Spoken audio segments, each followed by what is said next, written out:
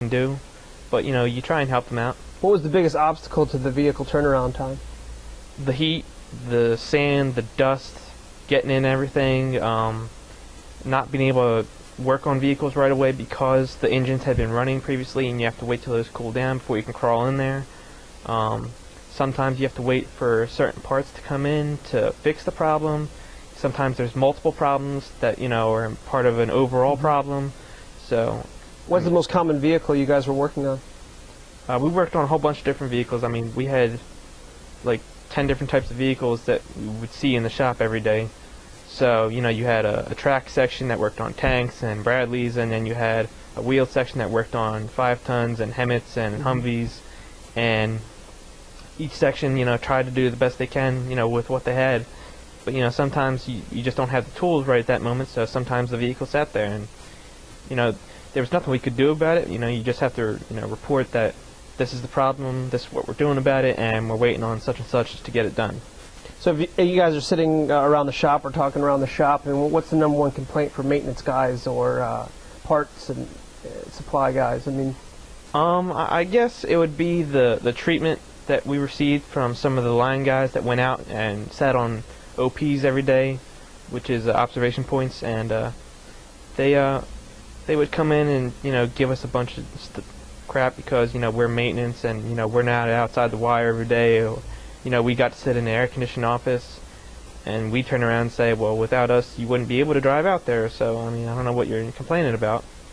But frustrating? Yeah, it's very frustrating. I mean, a lot of them use, pogue, which is a very derogatory term, and, I don't think, anyone deserves to be, demeaned like that, especially when you're doing your part. I mean, there's different roles in the military. There's cooks, there's maintenance, there's 11 Bravos, there's all different jobs and all different, roles people play, and it's only when everyone does their job that, everything works out.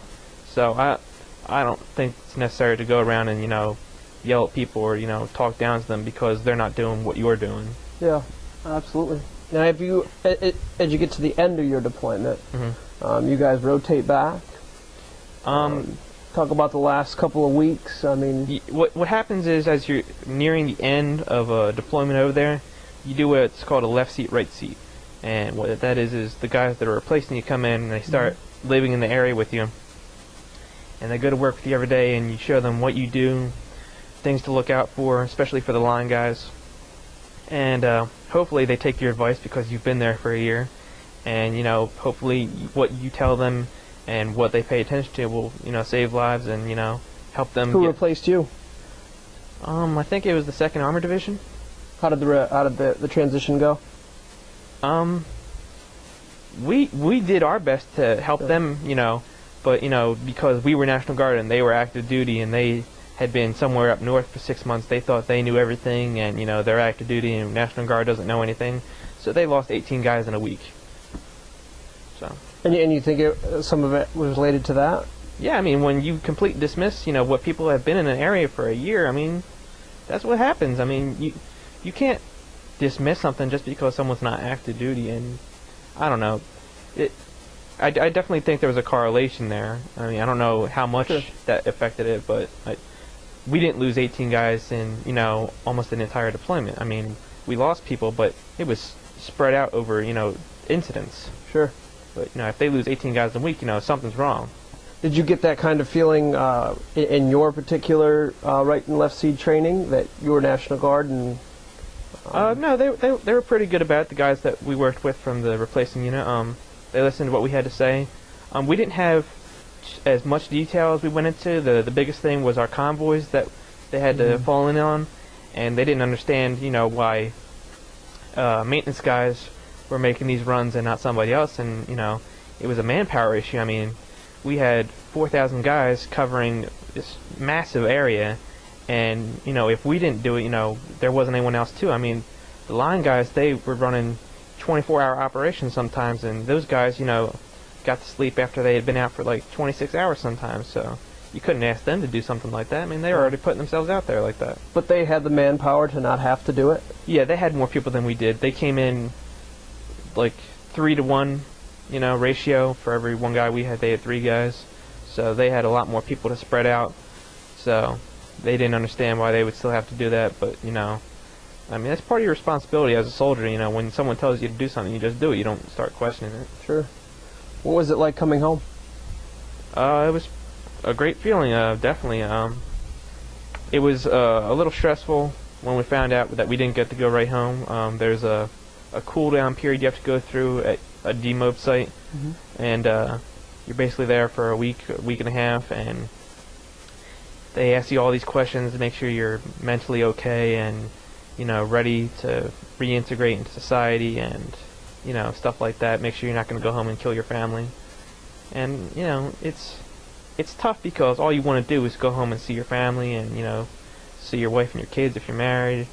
Was there a sense that the quicker you answer the question or get through this, the quicker we'll get home? I mean, no, it was one of those check the box things, and it doesn't matter how fast you do it. They're going to make sure that everyone gets through it before you even go to the next step. So, one day you do this, and the next day you do that, and the next day you do this, and no real way to speed it up or make it go faster. And even if there was, that wouldn't be up to you as a soldier. It'd be up to the chain of command, the officers and such. So, is there a way to improve it, or is it just is what it is, or is it useful? I mean, what is that week for soldiers, for people to come back? I mean, it's your first week back.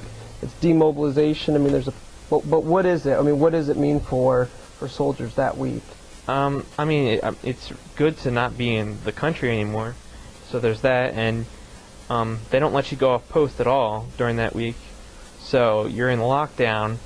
All you want to do is go home, and they're telling you not only can you not go home yet, but you can't do anything yet. So it's just really, really frustrating as a soldier to go and do whatever for a year, and then you come back and you get sort of just like put on pause for a week or more, and all you want to do is go home. You think that was affecting the answers they were getting to their questions? Oh, absolutely. I'm sure there were people that just went in there and said ridiculous things just, piss people off, And I know by like the fourth or fifth day, I was getting just frustrated, and somebody asked me something, and I would give like a really sarcastic answer, or, just, if they gave us a handout and it was just like ridiculous, I would start, putting like Daffy Duck as the answer or something. And what kind of questions are they asking? I couldn't tell you. That's how, not specific, but certainly the type of mental assessment questions. Yeah, mostly mental assessment and health assessment. How do you feel today? Do you have any issues you need to talk about? And I guess overall they have your best intentions in mind with all that, but they really need to do that on like some other kind of basis. Like you go home, and then a couple days later you go to like a local base and you do that on an individual basis, so you can just knock it out like that.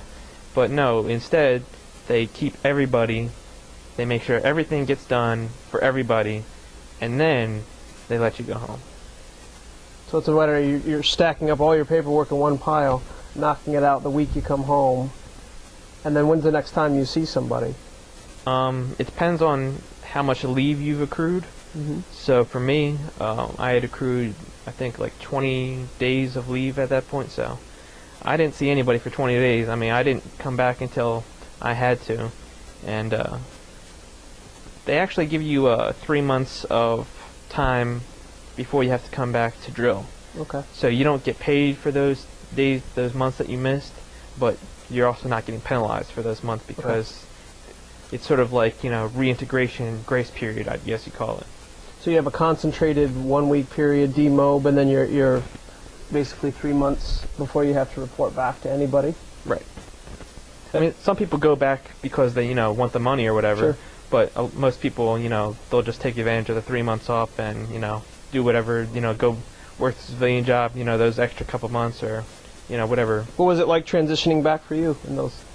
I had a really easy transition. I was just looking forward to getting back to school and trying to get as much college done. Things had gotten a little worse for wear at home between my parents, and that was always a stress issue during those times. So I mean, I guess that was the hardest part of my transition back. But whenever I came here to Westchester, I lived in the dorms back then, and it was always good to get away from their issues and their drama, and try and do what I need to do. So you enrolled at Westchester? Yeah, I had finished my